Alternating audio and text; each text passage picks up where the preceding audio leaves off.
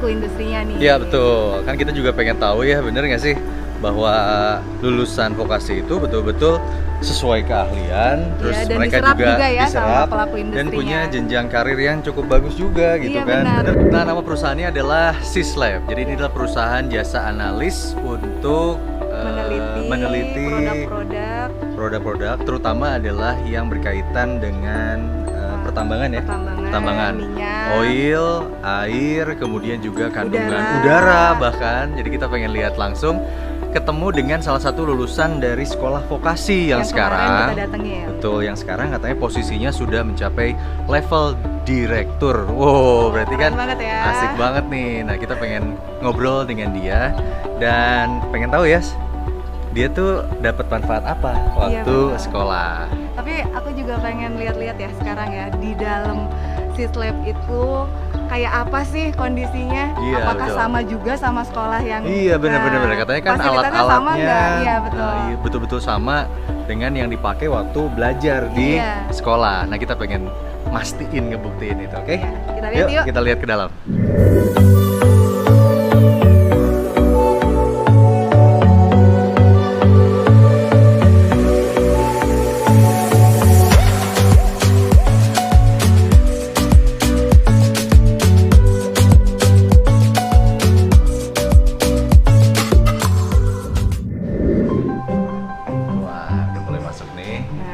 Salah satu labnya.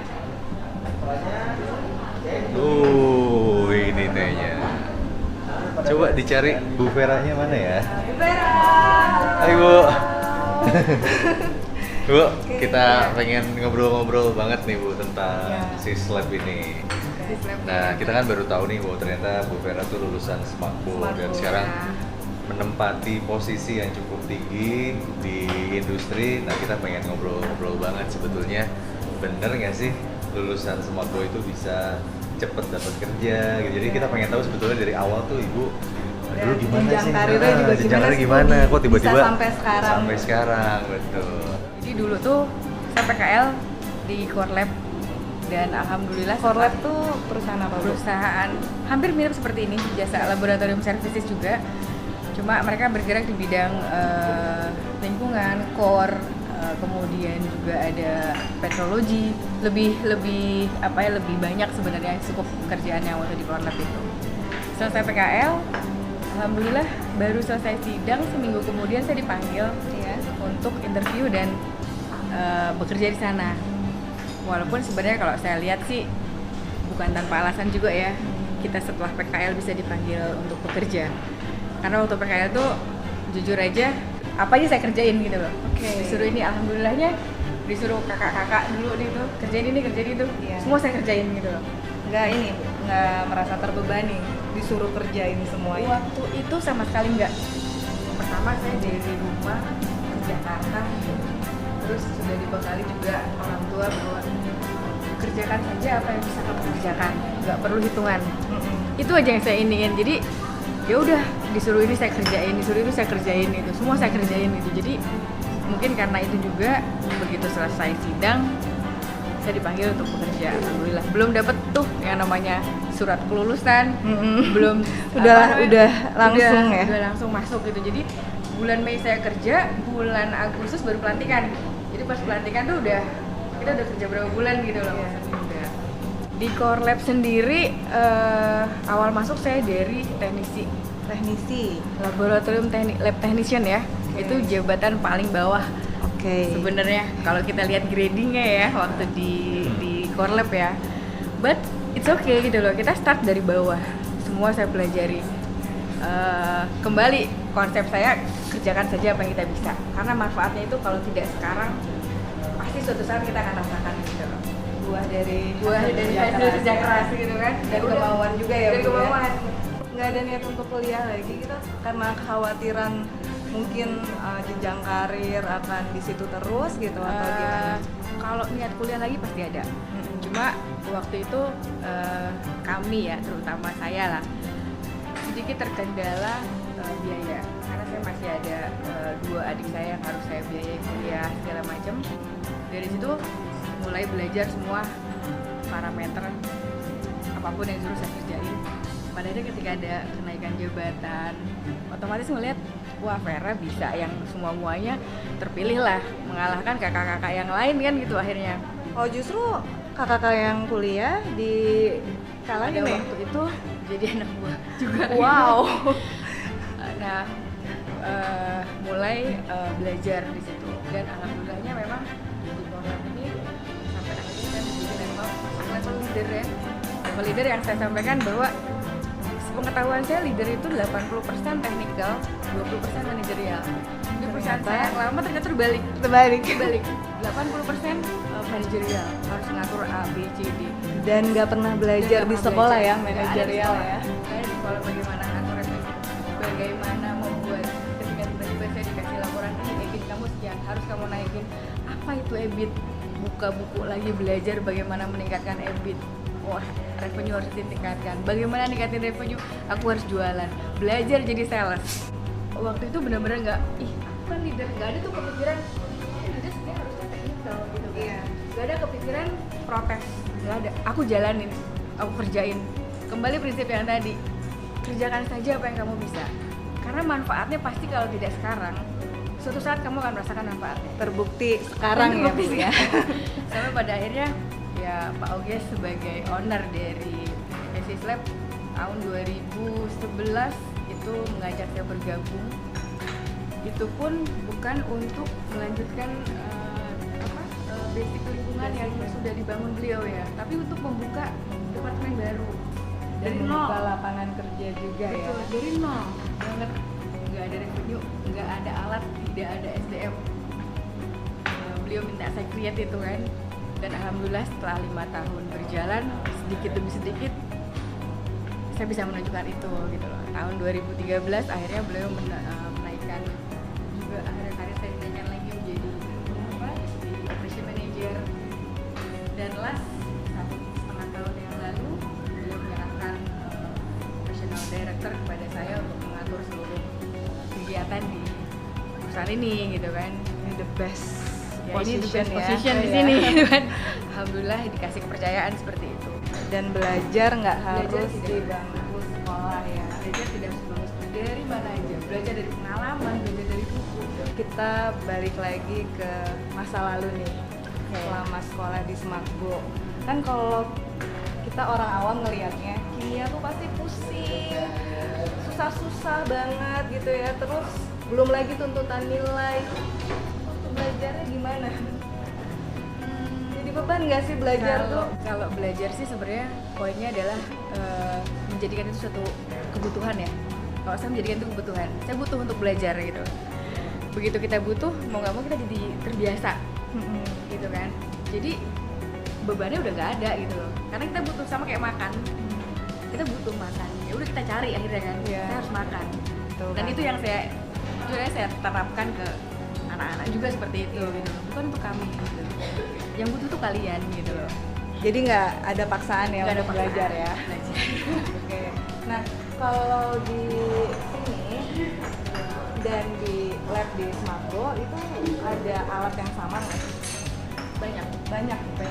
Jadi di Semakbo itu basic ilmu analisanya sama.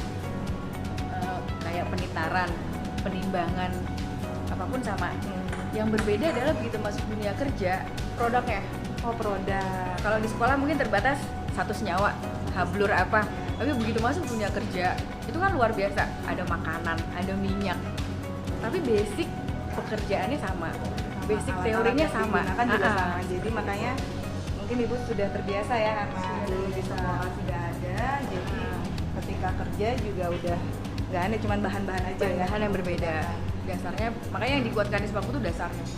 Dasar teorinya seperti ini. Terus selain teknis yang diajarkan di Semakbo, ada nggak sih pendidikan non teknis yang diajarkan oleh Semakbo seperti mungkin attitude atau apa, nilai moral? Banyak banget di Semakbo itu. Saya ngelihatnya sih dari dulu sampai sekarang, dari sisi rohaninya bagus, kemudian dari sisi sopan santun, kedisiplinan, kemandirian tuh udah pasti gitu loh, udah saya rasakan banget ya kalau. Dan itu bermanfaat di dunia sangat industri. bermanfaat banget. Jadi kadang-kadang apalagi bisa segala macam. Kalau attitude-nya nggak bagus, kita juga nggak akan pakai gitu kan. Kan sekarang ada program pemerintah yang terbaru itu link and match antara sekolah vokasi dengan pelaku industri yang sesuai di sekolahnya. Menurut Ibu sendiri program ini efektif nggak untuk para siswa? Programnya bagus banget. Jadi kalau saya sendiri nih dikasih Allah misalnya suatu kawasan industri misalnya, saya mau tuh bikin sekolah khusus untuk vokasi. Jadi si anak itu benar-benar diajarin fokus kepada bidang itu ya. Ya sekarang kita baru mulai di tahun ini nih di sekolah belajar mengenai anak-anak yang tadi sekarang ya dengan basic ini. Kelas 2 saja mereka sudah masuk ke sini dengan berbagai produk sampelnya kan. Oh iya. Itu udah benar-benar pengayaan dan perluasan wawasan banget gitu di situ.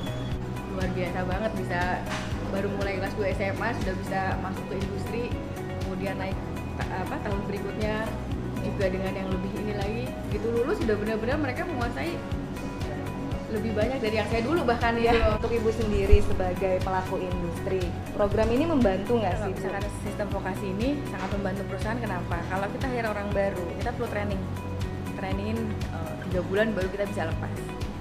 Tapi kalau misalkan mereka sudah vokasi kan sudah dari awal sudah belajar nih bagaimana dunia lab di sini, dunia pekerjaan yang di perusahaan ini kan. Kok tahu lah literasinya seperti ini, tahu lah analisa ini seperti ini gitu kan. Training tetap perlu, tapi paling tidak hanya pemantapan gitu. Jadi kita juga dari vokasi itu kita juga bisa ngelihat banget bagaimana si anak ini bekerja, bagus nggak. Kita udah nggak perlu, kadang-kadang gambling ya, waktu interview bagus, tes bagus, tapi begitu kerja itu nggak tahu hasilnya. Kadang-kadang juga miss kita gitu. Tapi kalau memang mereka sudah kan 3 tahun tuh, setiap tahun mereka akan bekerja di sini selama 2-3 bulan, kita tahu karakternya si anak ini rajin atau enggak, mau atau Udah enggak dinilai ya, itu dinilai dari situ situ. Sangat ya attitude ya, itu sangat kita nilai banget. Jadi begitu kita ada lowongan atau ini udah nggak susah-susah, udah masuk list tuh si A, si B, si C gitu, udah kita udah diincer nih, udah tinggal panggil aja deh ini gitu udah. Dan kita juga udah yakin, paling tidak udah 70% kita yakin dengan kapabilitas dan kemampuan si anak ini gitu. Menurut Ibu sekarang kenapa sih SMK tidak dijadikan pilihan utama oleh masyarakat? Banyak faktor mungkin ya. Kalau mereka kadang-kadang fokusnya adalah mindsetnya kuliah. Jadi mereka taunya begitu SMK pelajarannya yang di kuliah itu kan nanti tes-tesnya yang dipelajari di SMA. Iya. Kalau aku di SMK, gimana aku kuliah nanti? Pasti aku susah ngejarnya, gitu loh. Mereka lebih mindsetnya ke situ, gitu. Karena mereka tujuannya kuliah, jadi udah takut duluan gitu loh. Pelajarannya pasti aku susah nih ngikutinnya. Kalau aku kuliah pasti aku susah nih apalagi dapat negeri, aku susah nih pasti gitu. Padahal bisa dong. Padahal sangat Dengan bisa. Sekolah SMK juga bisa kuliah lagi. Bisa banget gitu kan, sangat bisa ya. Contoh dari dulu sekolah saya dulu juga kan lulusannya banyak banget yang tersebar di PTN yang bagus-bagus gitu loh. Jadi itu yang kedua, kalau ada SMK yang 4 tahun itu juga salah satu yang membuat ya waktu aku habis dong, ketinggalan dong sama teman-teman aku udah kuliah, aku masih SMA gitu kan. Itu juga salah satu yang saya sering denger ya, kenapa sih kamu nggak mau ke SMK apalagi 4 tahun gitu. Itu salah satu ininya. Padahal ketika kita bicara masa depan, apalagi yang kuliah banyak juga kan, begitu nggak masuk tahun ini, tahu-tahu mereka nganggur setahun, ikut lagi tahun depan kan gitu. Kalau kita lihat satu penyetaraan ya, bahwa dengan di SMK pun banyak kok yang bisa masuk PTN. Kita juga ada keselarasan, ada UN juga, ada segala macam yang memang ilmu-ilmunya juga setara gitu loh dengan. Jadi ada poin plus. Satu, setara dengan sekolah lain yang di luar SMK. Yang kedua, kita punya ilmu-ilmu kejuruannya kan, punya basic kompetensi SMK-nya itu sendiri gitu loh. Jadi ada 2 keuntungan kalau kita bisa masuk ke SMK sebenarnya. Ilmu umumnya dapet, ilmu khususnya dapet gitu kan. Jadi kuliah bisa juga bisa ya gitu. Seneng banget bisa dengar ceritanya. Semoga cerita Ibu tadi bisa menjadi inspirasi buat teman-teman yang mungkin sekarang lagi pilih-pilih mau sekolah di mana, atau buat para orang tua yang mau sekolahin anaknya, mungkin ini akan membuka pikiran mereka ya. Ya, insya Allah. Oke. Bagus kok SMK, the best. Oke, terima kasih Bu. Ya. Ya itu dia dalamnya Sislab dan kita udah ngobrol dengan Bu Vera dan kita lihat banget sebetulnya di sini alat-alat yang digunakan di sini memang betul-betul sama dengan persis apa dengan yang mereka pelajari di saat di sekolah ya. sekolah. Jadi betul-betul kita hari ini ngebuktiin ya bahwa apa yang dibilang sekolah vokasi siap kerja itu memang mereka memang disiapkan Memang untuk segera disiapkan. bekerja. Dari alatnya, dari kurikulumnya, semuanya sudah disiapkan sama persis dengan yang dibutuhkan oleh pelaku industrinya. Betul, dan menarik, saya belajar banget nih dari Bu Vera bahwa nggak usah milih-milih dulu ya pada saat awal, nggak usah saya nggak belajar ini ntar aja gitu kan, itu bukan kerjaan saya, itu bukan bidang saya. Jadi Bu Vera itu kan mengerjakan semua hal yang diminta di saat dia magang, saat dia bekerja awal, lalu kemudian ternyata bermanfaat di kemudian hari kan. Sekarang dan hitung-hitungan kerja, jadi yang dipelajarin yang nggak dipelajarin di sekolah juga dikerjain. Betul. Makanya bisa mencapai sampai level sekarang. Oke. Itu dia, hari ini kita ngebuktiin sesuatu tentang sekolah vokasi, tapi kita masih punya lagi episode lainnya soal vokasi ini. Oke. Tunggu di video berikutnya.